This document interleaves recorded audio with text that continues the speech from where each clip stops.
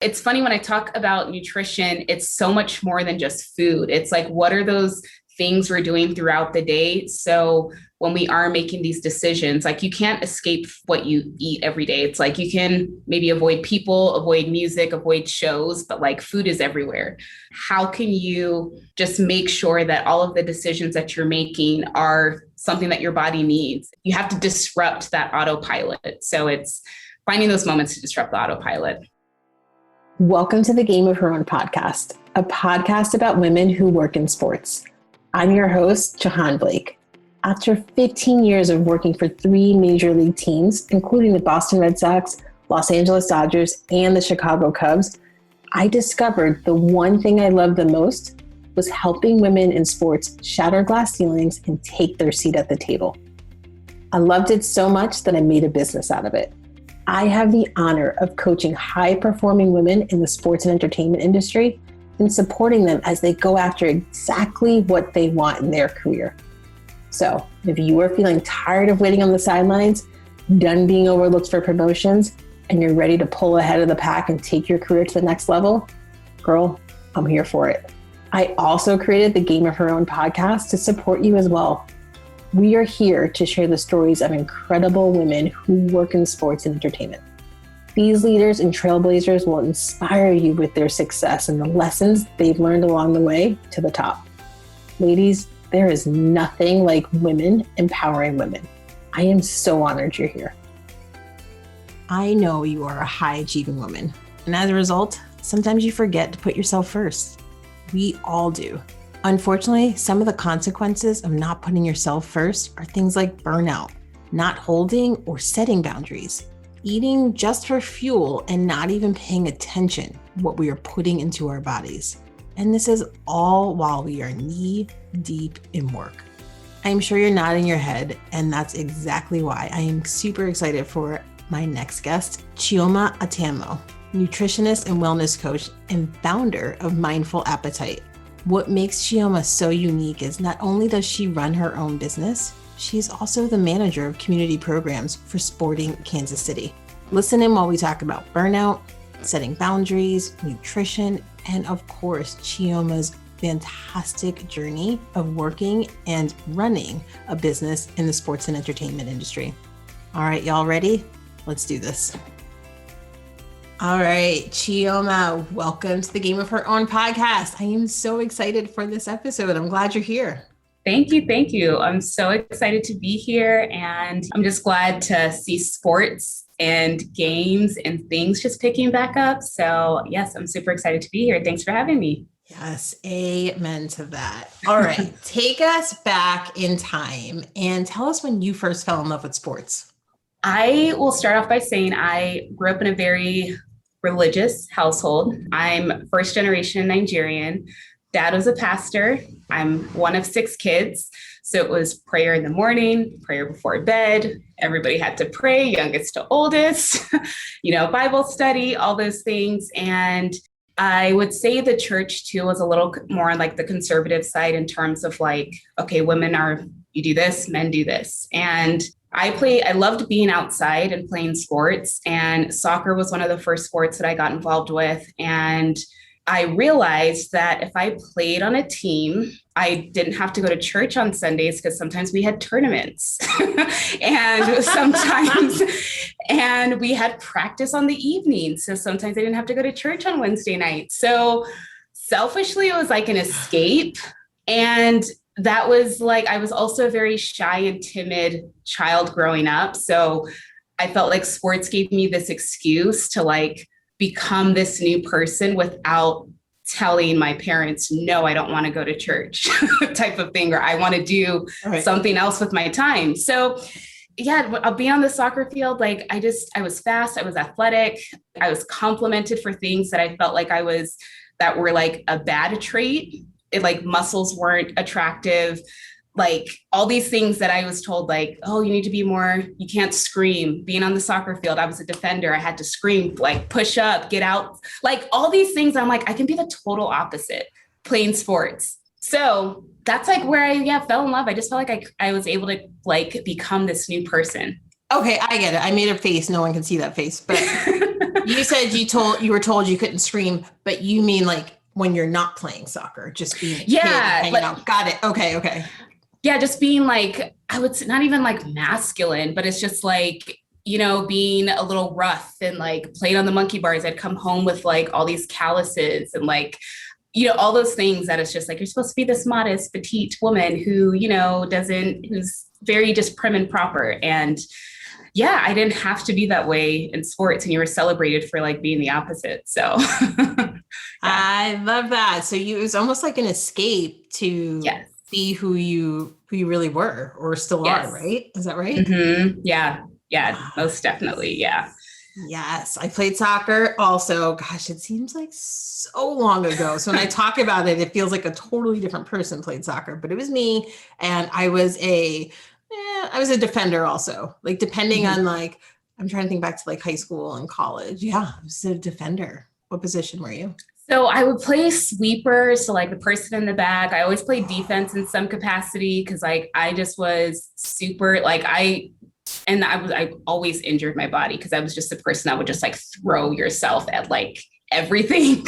So had all these injuries, but like, yeah, defender. I played midfield every now and then, but like I had this, my coaches would always tell me like, okay, if you go up, you like, I just would always stay in the back. So as a midfielder, like, okay, you need to push up. I'm like, but like my home base is the back. So like, I just naturally would hang back. So yeah, defense was like my favorite spot to play, but like I would play midfield every now and then. Yes. All right. Good. And I love how you just said, you're like, I was fast, I was athletic, I was good. Like some people don't own up to those things still to this day. Like I had podcast episode number 4, Jackie Iorio. She's a director at the Bulls. She was talking to me. She's like, I think, I was a good gifted player. Well, never mind. No, well, and she like didn't want to own it. And I was like, no, own it. You were good. And people need to hear you. Like, you're not bragging on yourself. Well, you are, but in a very like positive way. Like that shouldn't be a negative thing. Like, good for you. That's awesome.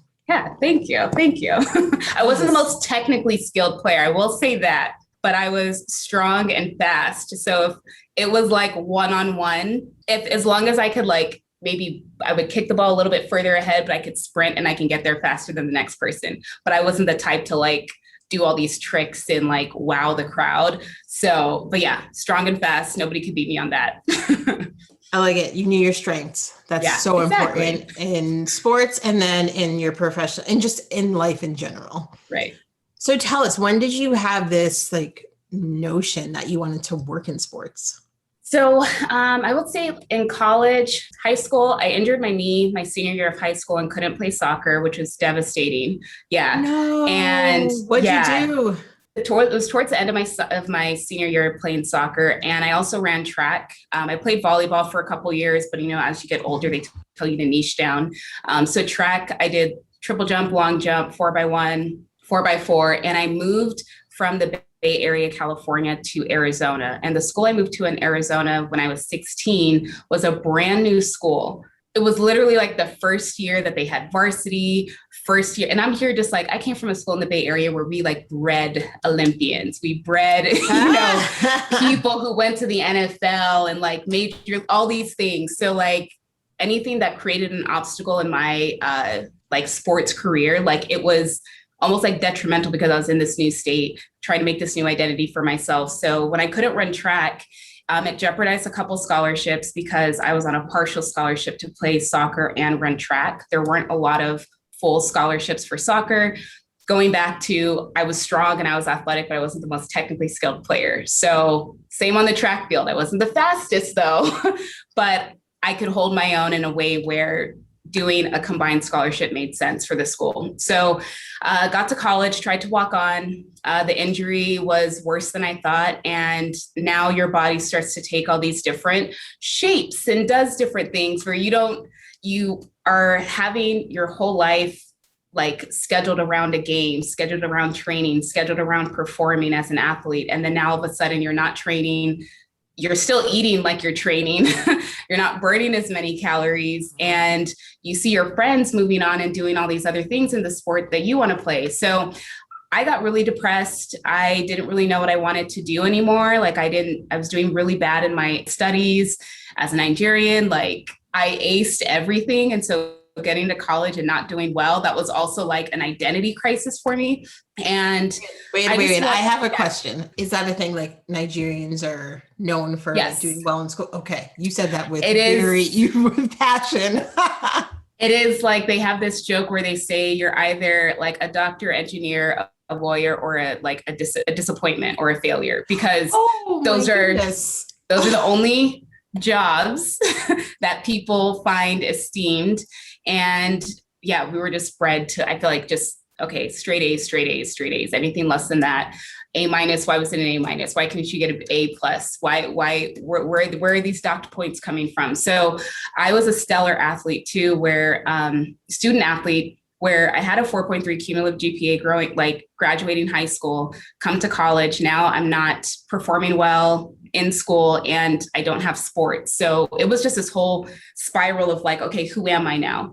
I got to a point where I would either drop out of school or work full time. I was going to get kicked out because my grades were just so all over the place.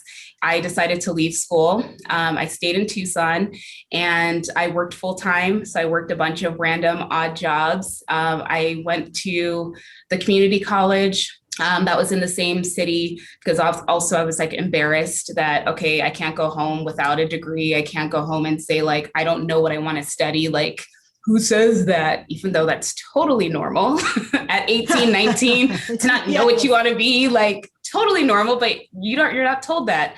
So I got connected to a local soccer club. It was a semi-pro team in the same city. I just interned there and I loved that it was soccer. I loved that we were also hosting, what's it called, like Major League preseason camps. So Major League Soccer was hosting their preseason camps in Tucson. So Tucson, Arizona, it's a small city, it's a college town, but it was small enough where professional athletes can come here to train. We're one of the only facilities with grass and sun in January and February, because this MLS season would start in March. And it was a way for me to stay connected to the game. I didn't know in what capacity I wanted to work in sports, but by any means necessary, it was kind of like, I'm working in soccer, I'm attached to the game still, and I can figure out what I want to do by just volunteering and interning here. I just fell in love with like the fast-paced environment.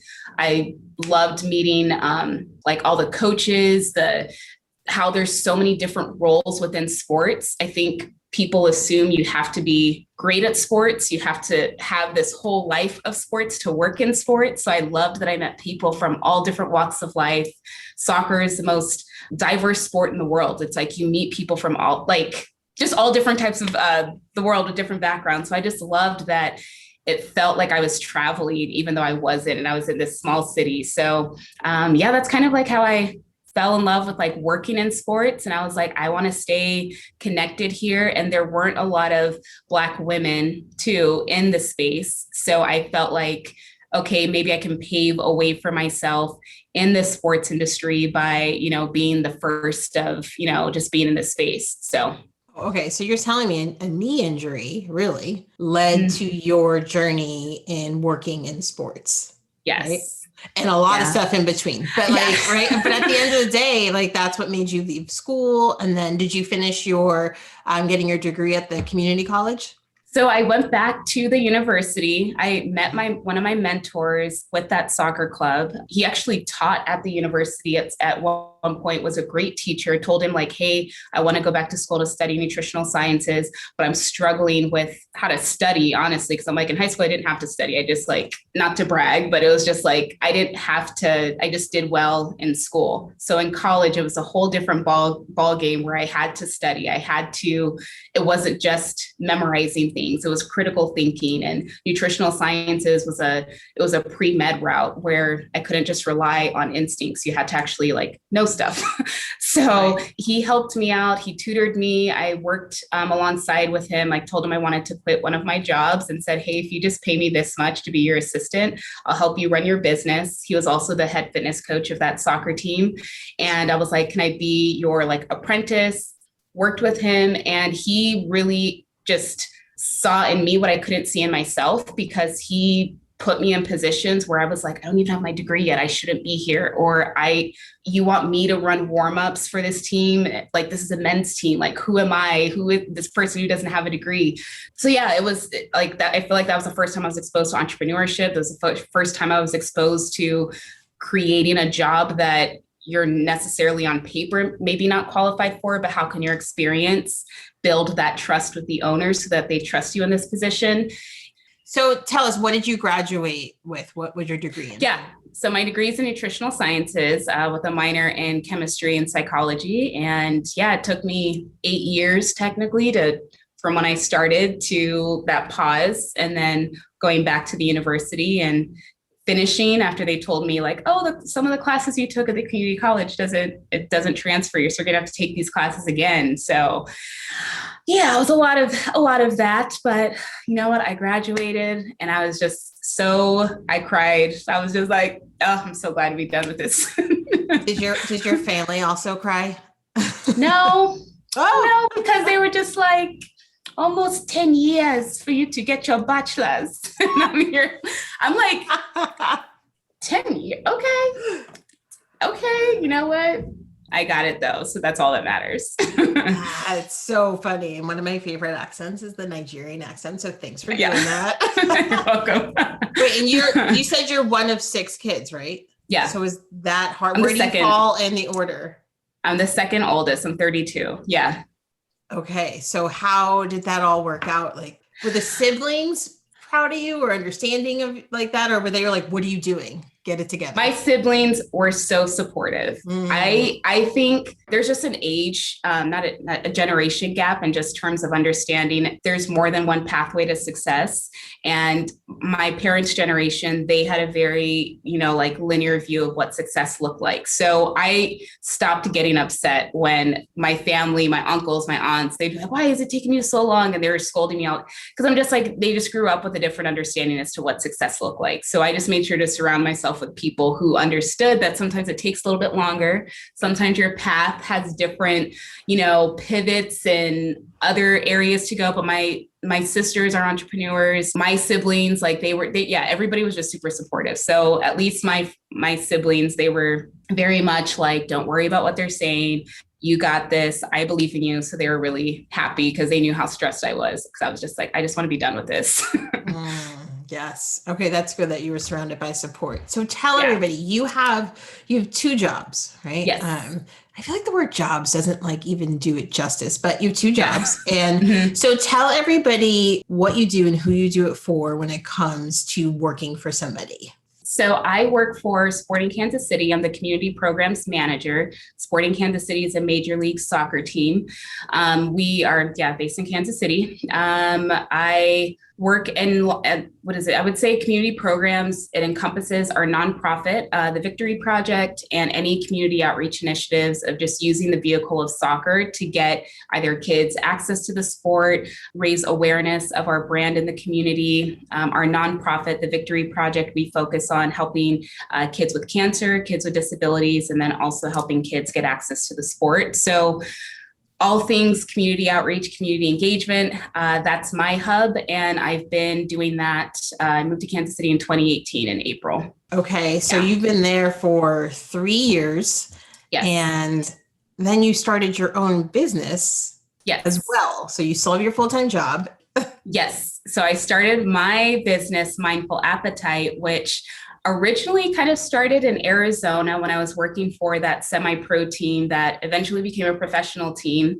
And throughout that time, we would host MLS preseason. We were having close to really our reputation got really big, and we were hosting close to 15 professional teams and international teams. We had teams from Croatia, South Korea, Canada, Mexico, outside of just MLS that were using our facilities. So from there, I held positions as the director of operations, the team administrator. When the head fitness coach, my mentor, had moved to Seattle, they asked me to be the head fitness coach. So I was the head fitness coach of a men's team and a women's team.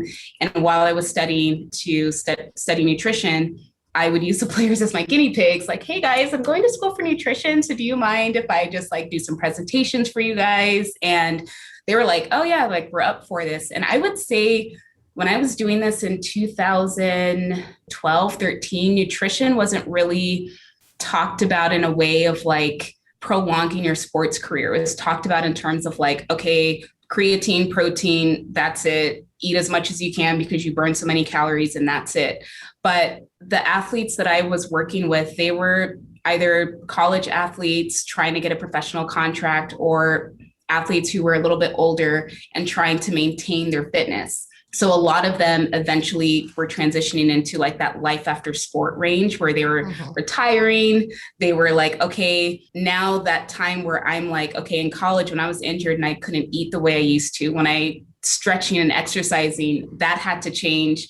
I'm now realizing, okay, these players need some of that information. So Mindful Appetite was birthed out of me being curious as to how I can make sure my body was healthy, no longer playing competitively, seeing that there was a need for athletes after they stopped playing that were circling back. Like, hey, coach, I remember 2 years ago, you asked me to eat vegetables. I'm ready to listen now.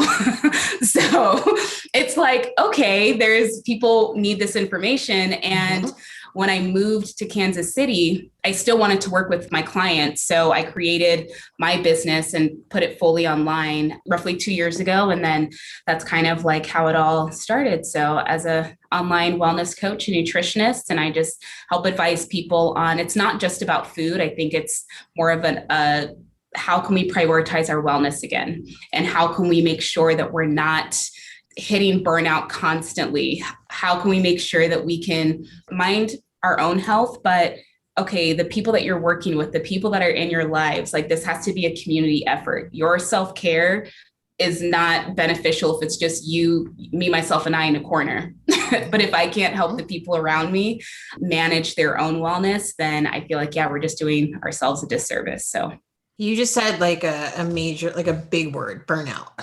So like I mean, we have all been there. Talk about how you help your clients with burnout, or if you were in a classroom right now with all the Game of Her Own listeners, like what would you talk about? What would you tell us about burnout? Like how to avoid it?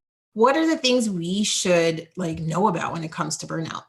Burnout looks different on a lot of people, but I would say you have to understand, like, how are you spending your time and how are you taking preventative measures to make sure that you're not in this constant state of burnout? Because our bodies, just the world we're living in general, like we're glued to our phones, we're constantly in zombie mode. There's studies that show like every time an email comes through, like we hold our breath. We're sitting at our computers, we're not standing, we're especially working from home. We've been confined to these spaces where people are getting less movement.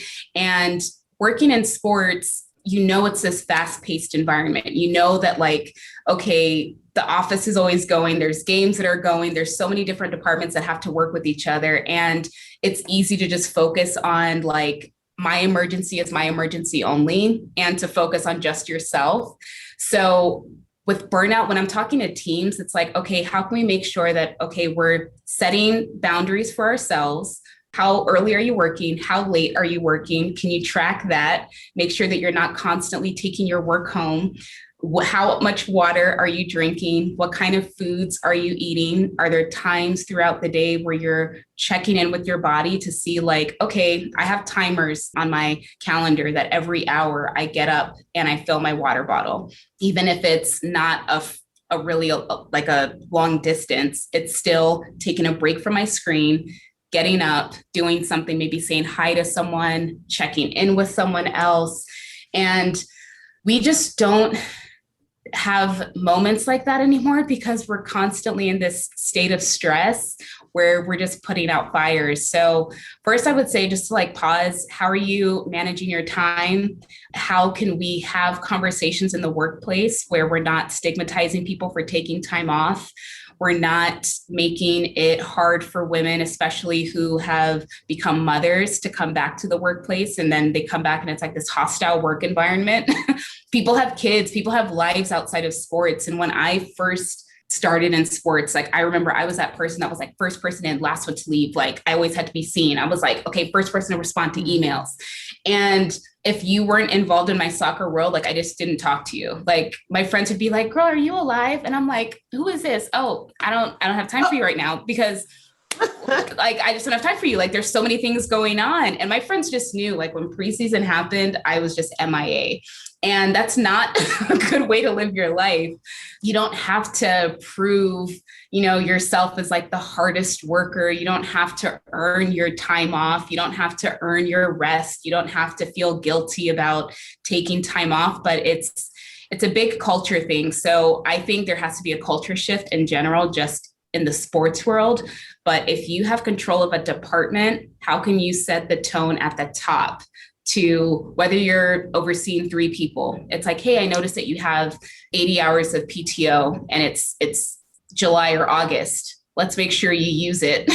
Or people know you as a leader are taking time off and that you're not apologizing for it. So they know that they have permission to do that.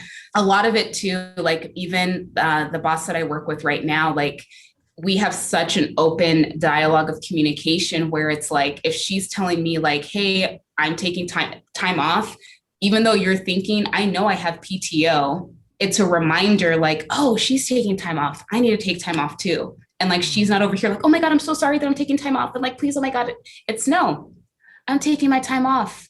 And I don't have to tell you where I'm going. I don't have to explain myself. I'm taking my time off. It's mine. Yes. But it gives me permission to do the same. One thing I know for sure is it can be exhausting and emotionally draining as you go after what you want in your career. Maybe you're ready for the next level, but you're not sure how to get there.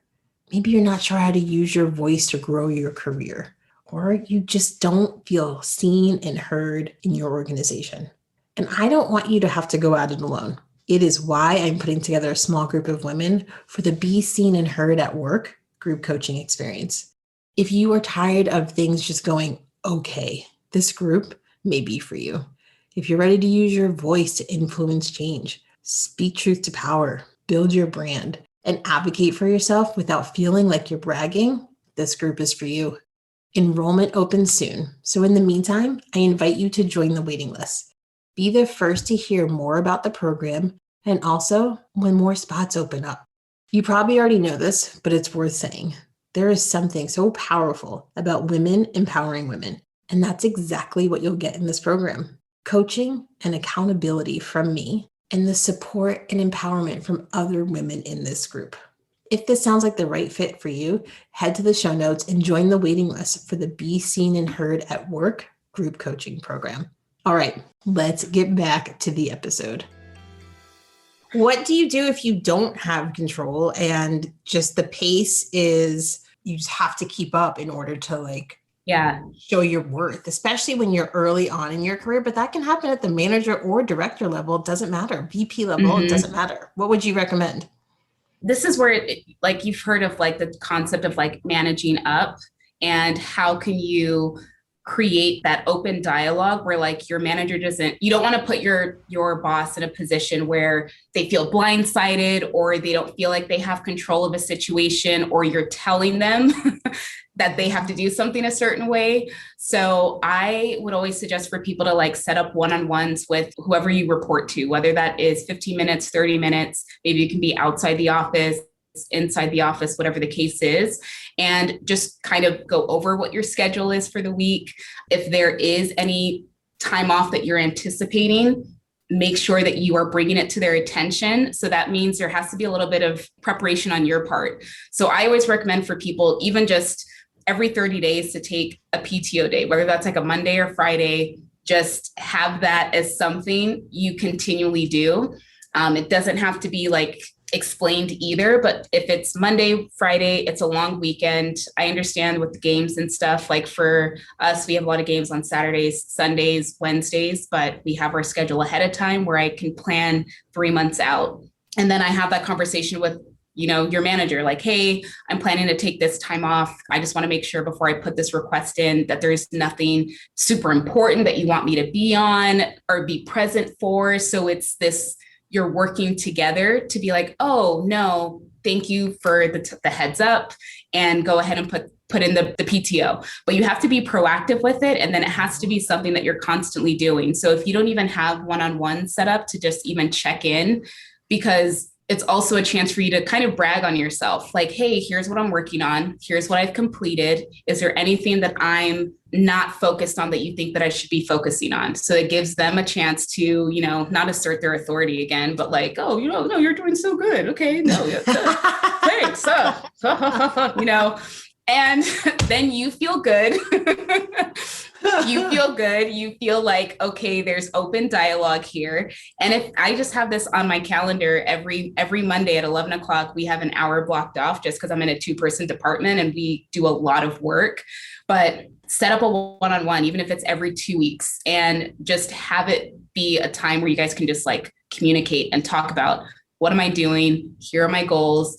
And this can also be, maybe you're keeping track of your accomplishments, and it can be like, hey, I completed X, Y, and Z. So in 2 months, I'm taking time off. Oh, you deserve it. You're crushing it. I know. Thanks. But you have to remind people, because you think everyone's like keeping track of your successes. Everyone's worried about themselves. No one's worried about you.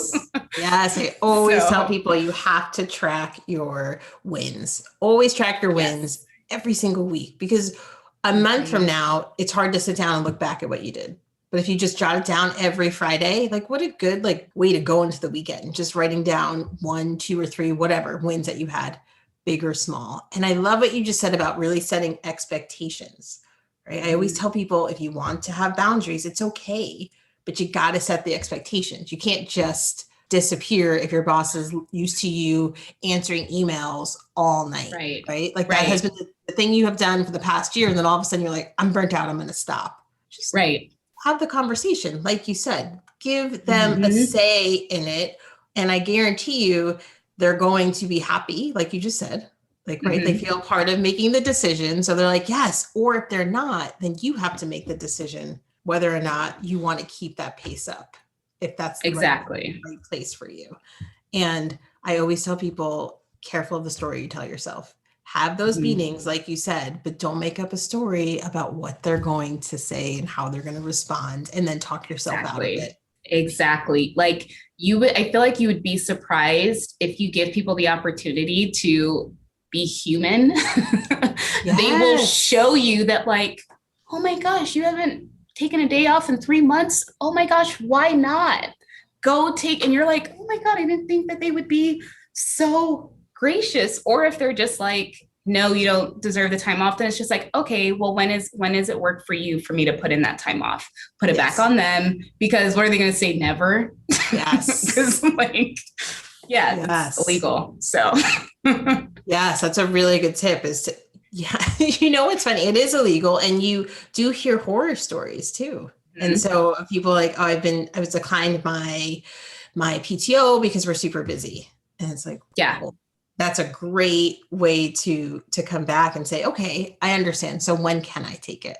Let's pick that date, like right now. And I think that is a very nice thing to say to them. Like, give it right back. Hey, exactly. No problem. I got you. But when can I schedule this? Because I need to do it. And you're right. It is it's part of your compensation package. It's okay. Yes. Everyone is listening. It is okay to take time off, and it is okay to disconnect completely. Exactly. Completely. Yes. And you should, even if you love your job, you should take just a timeout. Just put the phone away and take a timeout. My timeout is coming up in September.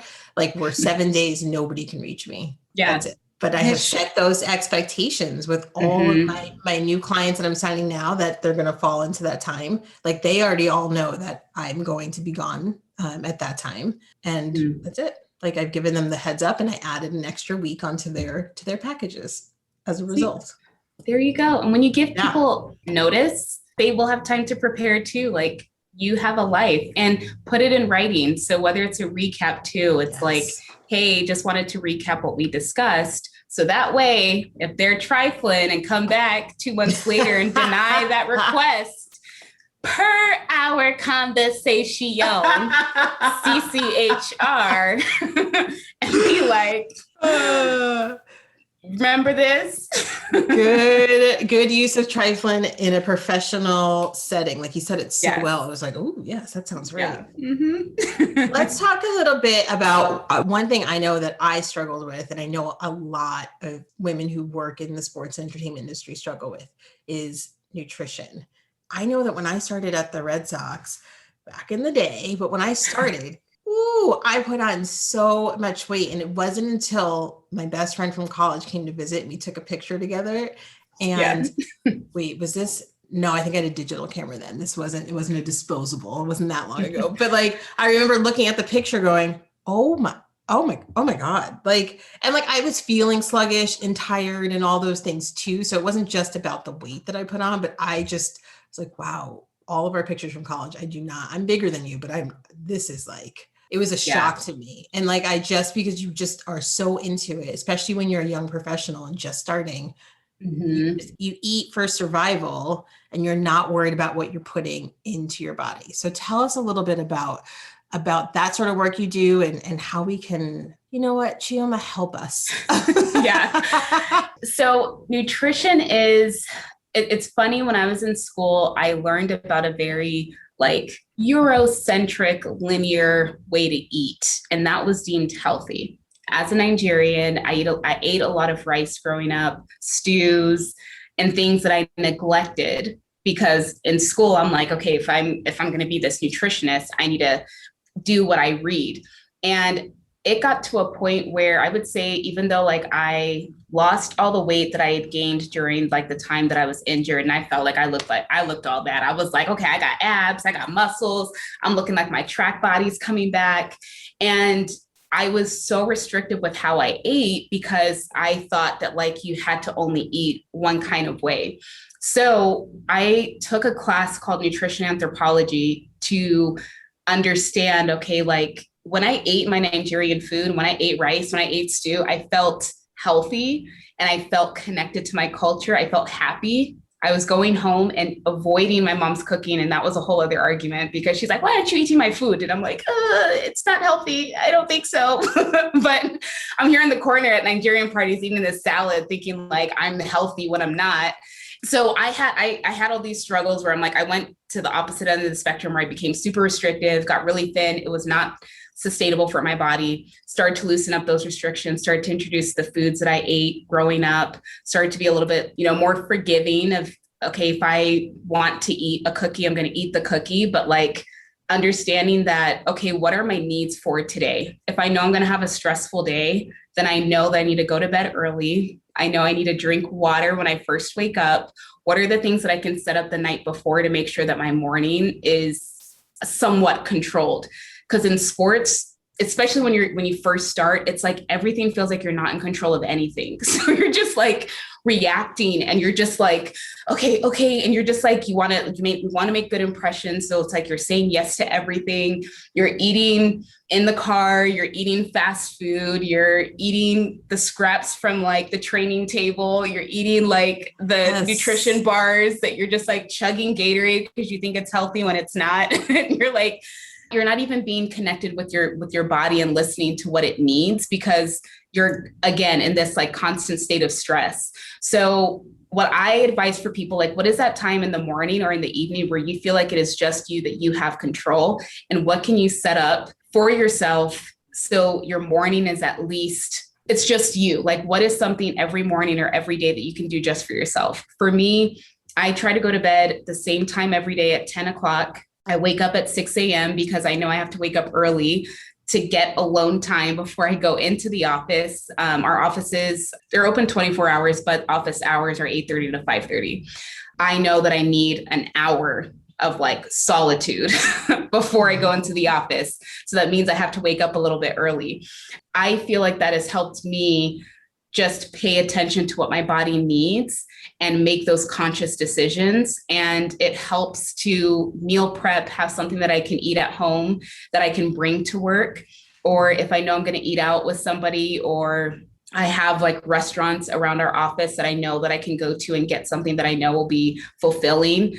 If it's sitting down at a restaurant with my coworkers, I know I'm going to talk a lot. So I get half of it to go because I already know like I don't need to talk and eat this full plate, which is usually the size of, for 2 servings. So it's finding those days, those times throughout the day to just really pause, reflect on what your body needs. But what are those basic things that you can do every day, just routine that can help you just reinforce that connection with your body? So going to sleep at the same time every day, waking up at the same time every day, drinking water, trying to bring food to work when you can, because you can control what you're eating if you do that, and not stressing if you feel like, okay, I had a stressful day, so tonight it's insomnia cookies, and I'm not going to beat myself up for that because that's what's going to serve me tonight. It's funny when I talk about nutrition, it's so much more than just food. It's like, what are those things we're doing throughout the day? So when we are making these decisions, like you can't escape what you eat every day. It's like you can maybe avoid people, avoid music, avoid shows, but like food is everywhere. So how can you just make sure that all of the decisions that you're making are something that your body needs? You have to disrupt that autopilot. So it's finding those moments to disrupt the autopilot. Was that hard for you to do when you first started at your job? Great, regardless of level, when you first take on a new job, there's so much pressure that you probably put on yourself, right? Mm-hmm. You want to live up to the expectations of that interview, that stellar interview you gave. And so it's hard to focus on your own self. And I feel like self-care is an overused phrase, but it's hard to focus on those things, right? Like how did you do that when you first started 3 years ago? Kansas City is the Midwest, never lived here before. I was born and raised in the Bay Area, but lived in Arizona. So it was very different. But first I knew I needed to move out of Arizona because I hit my ceiling in Arizona. I felt like there wasn't any more that I can do in the soccer space. And my mom also, she owns a nursing home, and I would help her run the nursing home and just like work there on and off. So I also did not want that to be my life of just being in that slow-paced environment, but it was also a time that I needed because it taught me patience, and you're working with people who have dementia and Alzheimer and people who are telling you stories of things they regret. So I knew I needed to take a leap and just put myself in a new environment. So Kansas City was it for me. It was definitely a struggle because I didn't know anybody really in the front office. I was this new person, the only Black woman in the front office. It's like, oh, she did all these things in Arizona. Now you're coming here. And people told me that I took a demotion because I was in a higher ranking for a semi-pro team, which in terms of like, there's MLS, USL, PDL. I worked for a PDL team and a USL team. I knew it was a promotion because I was working for a higher tiered league, but other people in Arizona had a different story. I was like, I don't care what you think. I need to move on out of here.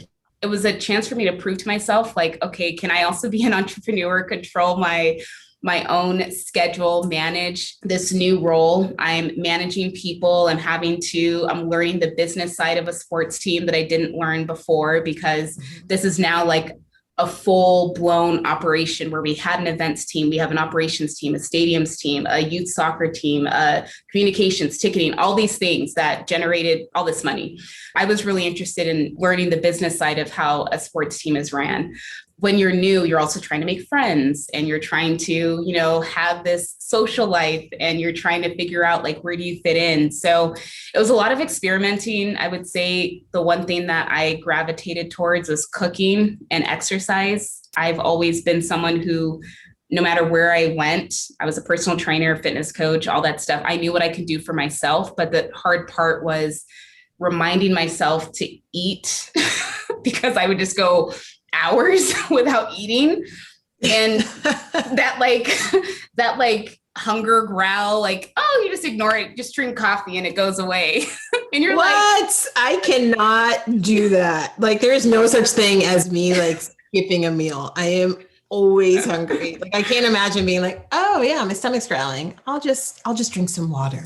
So it was like I would either not eat, or if I was eating too fast, and then I wouldn't know what I ate. So I ate more than what I needed to. And then I'm in this food coma and I'm just like lying down. And then I'm like, crap, I didn't get the work done that I needed to get done. So it was always like this, like there was never like this middle ground. So what helped me was just having that set time in the morning where I knew it was undisturbed. I have my phone on do not disturb from 10 p.m. to 7 a.m. So that's why I wake up at 6, knowing that I have that hour before my phone starts to buzz and tingle and, all the lights start to, I charge my phone in another room, but then I don't have that anxiety feeling like someone needs to get a hold of me. I have my favorites where if they need to get a hold of me, my phone will make noises, but I also didn't want to be so readily accessible if it wasn't an emergency, because people will bother you for non-emergencies if they know that you're just always responding. So this was also an opportunity for me to train people on how I wanted to be treated, but I also had to treat myself that way.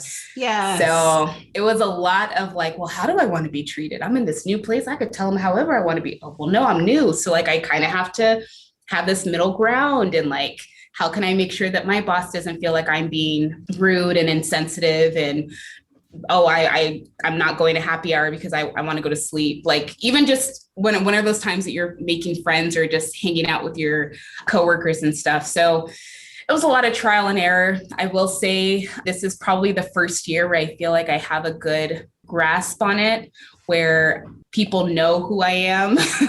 They know that if I decline happy hour, it doesn't mean I don't like them. I live openly on Instagram, knowing that people know I have a business. People know that I don't like to go to the clubs and just party to hang out, beer. I don't even enjoy beer. I think when you give people a chance to get to know you as a person, but you also make the effort to get to know people. So I have like almost like a CRM on people that I work with. So it's like, oh, this person's daughter's birthday is on. Hey, how was your daughter's birthday? Or like, wasn't it this weekend? Or like, hey, let's grab lunch or something. Every couple of weeks, I try to go to lunch or have coffee with somebody in the office just to break up and have those like, we're human moments. Let's talk outside of work without deadlines being attached to our conversations. You don't want people to like, you come up to their desk and they get like, like when people get nervous when you come up to them and they're like, what do you need? And you're just like, hi, I just wanted to say hello. They're like, oh, I'm okay.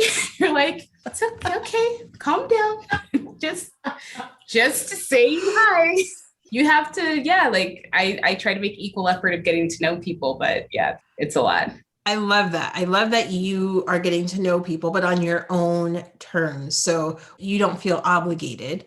Maybe you do, but you don't say yes to the happy hours all the time. I remember it was a struggle for me because I'm a super introvert. So like I have to like protect my energy, and man, did it, like you said, it took a lot of trial and experimenting and trying to figure it out. And like, I didn't know what I know now. Now looking back, I'm like, oh, that's why I didn't want to like go to the happy hour. I love happy hour, but if I had a big event that week, or if I, like just had an emotional week, whatever it was, sometimes I'm like, oh, I can't do this. And then I would go and I'd feel worse afterwards because I had to pour more energy and I couldn't always show up as my best self. You were keeping track of like, okay, I'm going to have a CRM for people I work with, and I'm going to make sure I connect with them. But when I can, and I have the energy to do so, and I have the time to do so, that's so important. Yes. Not everyone works in sports and has a business. Not like some people are single, but like don't do much on the weekends outside of sports, but that's their thing. Or like everyone just has a different schedule. So it's like, if I also know what I have going on like 2 weeks from now, 1 week from now, a month from now. Before I was the person that said yes to everything because I just didn't want to hurt people's feelings. So, and like you were just like, okay, I'm an introvert. So like, I know that I'm not showing up as my best selves in the places that need me to show up as my best self, because I don't know how to put boundaries around how I behave. You have to know what your calendar is like, what's coming up, what are the expectations people have for you, check in with yourself. Do you have people like a board of advisors, for like a personal board of advisors for you that are like, hey, how are they keeping you on track? How do you know what like your goals are 6 months from now, a year from now, to make sure that your daily decisions and actions are aligned with that? Then you feel less guilty when you say no to like, no, I'm not going to happy hour. Yeah. And you set those expectations, right? Like going back to that, like I wish looking back when I said no to some things or just kind of like quietly didn't arrive, hoping no one would notice. But if I had just set some expectations and said privately with my manager, here's why I'm not going. And he didn't understand. Oh, well, but usually people would, right? Like, again, it goes back to that making up that story. Like I just made up a story that my boss wouldn't have accepted it, but I don't know because I never said anything. So exactly. People are human at the end of the day. It's like we are not robots. If you give people a chance to show you that they are human, you will be surprised. Yes, I agree. Okay. Are you ready? And those were some really good tips. Are you ready for rapid fire questions? I'm ready. 12 questions. First thing that comes to your mind. What is your favorite sports moment? I will say when the first time I took over as director of operations for a soccer team and we had a sellout crowd, did not think that was a possibility. And we had fans drive in from Seattle and Portland. And it was this epic moment of like, it was like a micro bubble of like what an actual major league soccer game is in this little tiny town of Tucson. And we had a team from Mexico. It was awesome. It was just, the community came together. And I would say it was just so beautiful because I did not do it by myself. Everybody was like, what can I do to help? And like, we pulled it off. So that's my favorite moment. Yes. Love that. What is something people always get wrong about you? But I'm an extrovert. I do not like being around. I don't like going out, and I love talking to people, and I know how to turn on the extrovert side of me when I'm in a room networking. If I need to if I'm there to I love meeting people, but I'm an introvert at heart and I really cherish my alone time. Yeah. Me too. So much so. All right. What is one food you wouldn't want to give up? Rice. Yes. Rice. I can eat rice, breakfast, lunch, and dinner. Are you a morning person or a night person? Morning. Definitely a morning person. Favorite holiday? Christmas. Christmas. What job would you absolutely be horrible at doing? I think managing a lot of whatever position would put me in to manage a lot of people. I think the CEO, you can be a CEO of a small company, but I just being in a position to manage a lot of people because I get very emotionally invested in people, and firing people may be hard for me, or trusting too quickly, not firing quickly. I don't want that responsibility. So yeah. Just talking about it is triggering you right now. Yeah. I was like, ugh, yeah. So funny. Okay. What product would you seriously stockpile if you found out they weren't going to sell it?